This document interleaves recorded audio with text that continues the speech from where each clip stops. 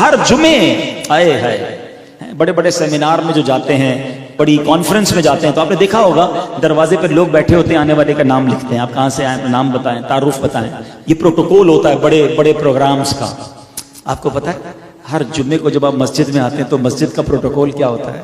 حدیث کے الفاظ ہیں، فرشتے دروازے پر کھڑے ہوتے ہیں اور ہر آنے والے کا نام لکھتے ہیں۔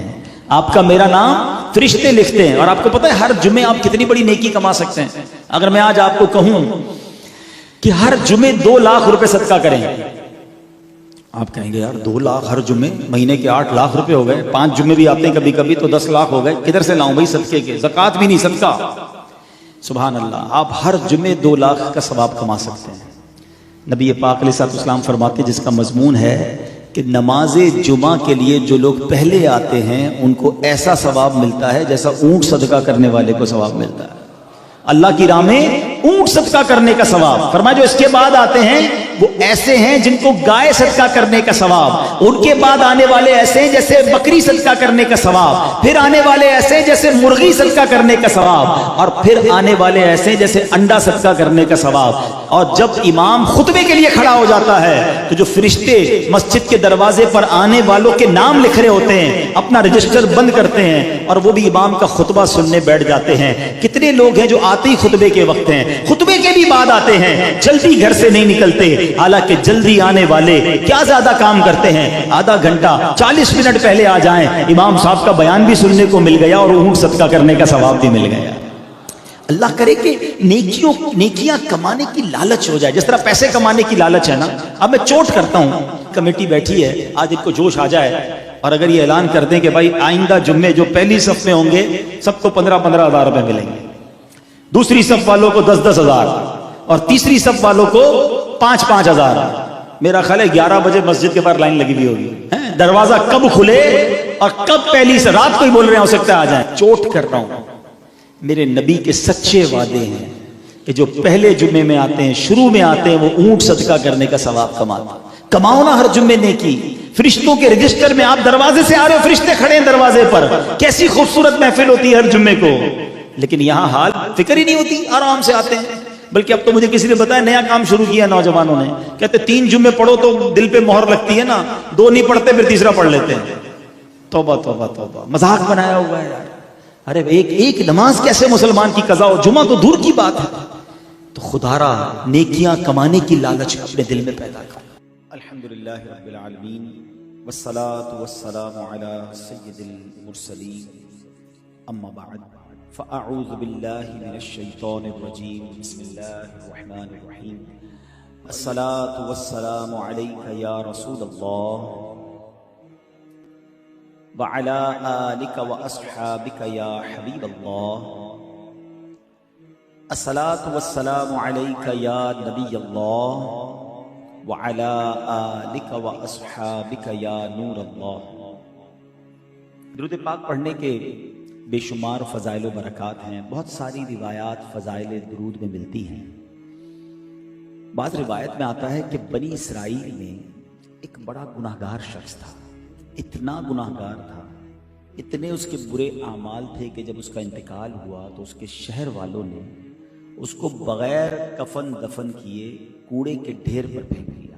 یعنی شہر کے لوگ اس سے اتنے بیزار تھے، اس کے اعمال اتنے برے تھے کہ نو بڈی ریڈی ٹو گیو دیم جنازہ، یا اس کی تدفین کریں یا اسے قبر میں ڈالیں، انہوں نے اٹھا کر اسے کوڑے کے ڈھیر پر ڈال دیا۔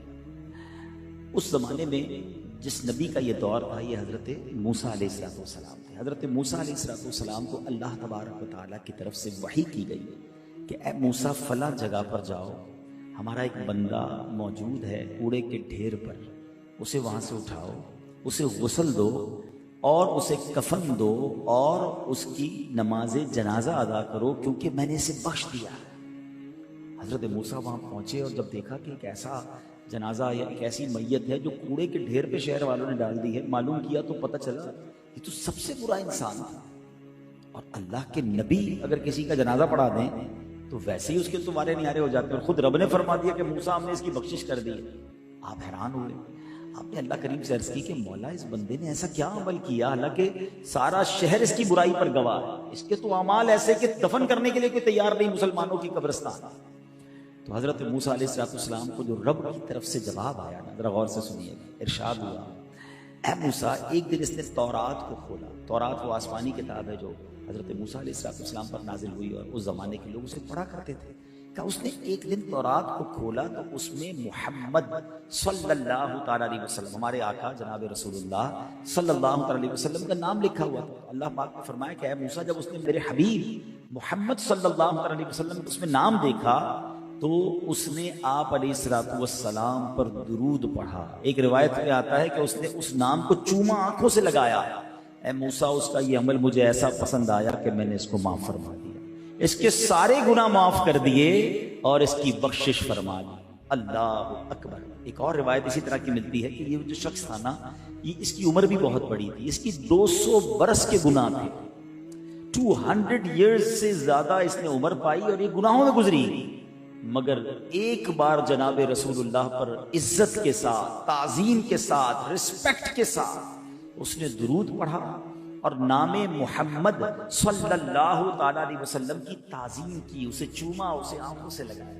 تو رب کو اپنے حبیب سے پیار کیسا ہے کہ جو اس کے نام کی تعظیم کرے، ان پر درود بھیجے، وہ مالک کریم اس کے سارے گناہ معاف فرما دیتا۔ تو اے میرے پیارے اسلامی بھائیو، یہ واقعہ بڑا کمال کا واقعہ ہے کہ پچھلی قوم، پچھلی امت کا کوئی گناہ گار ہمارے آقا و مولا جناب رسول اللہ صلی اللہ تعالیٰ علیہ وسلم پر درود پڑھے، ان کا نام کی تعظیم کرے تو بخشا جائے۔ تو ہم تو ہیں بھی نبی پاک کے امتی، ہم پر تو اللہ نے یہ بہت بڑا احسان کیا ہے۔ آپ کو پتہ ہے ہم نے تو کوئی دعا نہیں کی نا، ہم نے کوئی ایسا کمال کا کام نہیں کیا کہ ہمیں بن مانگے اللہ نے سرکار دو عالم علیہ السلام کا امتی بنا دیا۔ ہم پچھلی امتوں میں بھی پیدا ہو سکتے تھے، حضرت موسیٰ کے بھی امتی گزرے، حضرت آدم کے بھی گزرے، حضرت نوح کے بھی گزرے، لیکن ہم پر یہ احسان کیا گیا۔ اور آخری یعنی قیامت کے دن سب سے پہلے جو جنت میں جائیں گے نا، جب ہمارے آقا علیہ السلام، اور اس کے بعد سب سے پہلے جو امت جنت میں جائے گی وہ بھی پیارے آقا کی امت جنت میں جائے گی۔ یعنی ہمیں بیٹھے بٹھائے بن مانگے وہ شرف رب نے دیا جس کی تمنا انبیاء کیا کرتے، اور ایسے آقا ملے جو فرماتے ہیں، اللہ نے اپنے حبیب سے پتہ کیا وعدہ فرمایا قرآن میں، وَلَسَوْفَ يُعْطِيكَ رَبُّكَ فَتَرْضَىٰ، اے محبوب تمہیں تمہارا رب ان قریب اتنا عطا فرمائے گا کہ تم راضی ہو جاؤ گے۔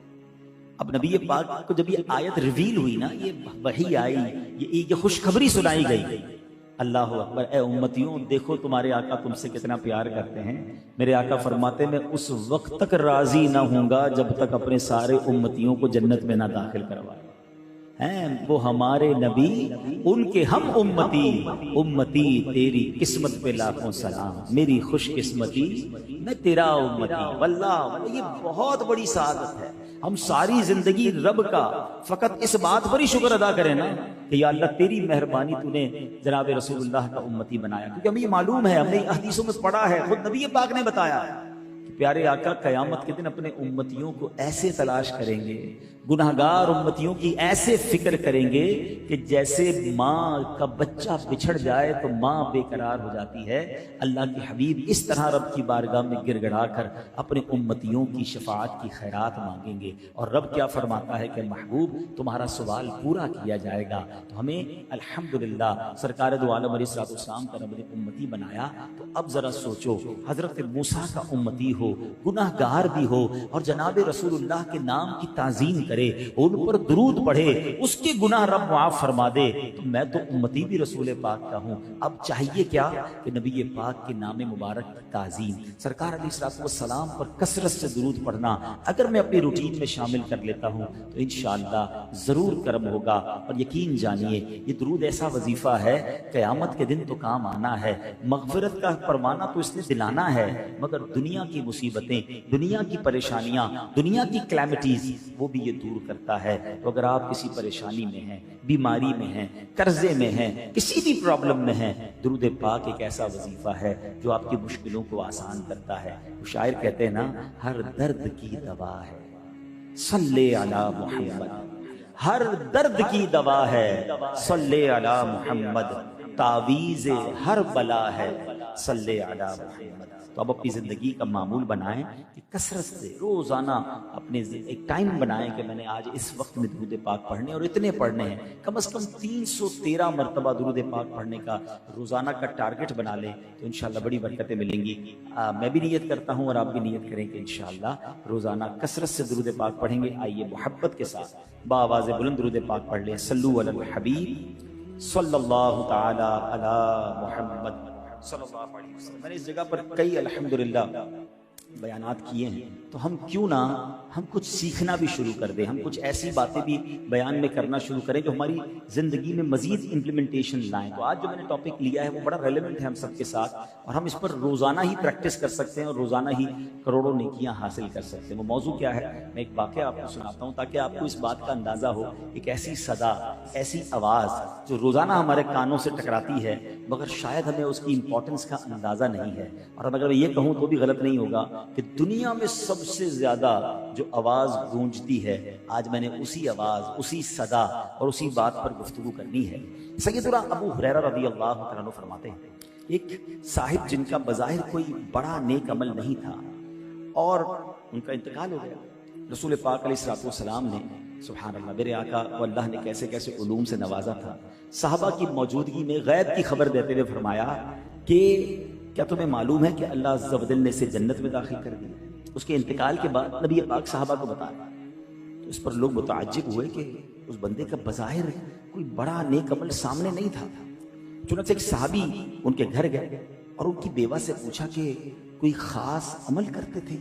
اچھا صحابہ کو یہ بڑا کمال تھا کہ جیسی کسی کی کوئی بشارت پتہ چل جاتی نا کہ یہ جنت میں چلا گیا یا اس کو فلاں فضیلت مل گئی تو فوراً اس کی ٹو میں پڑ جاتے تھے کہ وہ ایسا کیا نیک عمل کرتا تھا تاکہ ہم بھی وہ کر لیں. حالانکہ وہ پھر بھی صحابہ تھے, وہ جنتی تھے مگر ان کو نیکیوں کی تلاش تھی.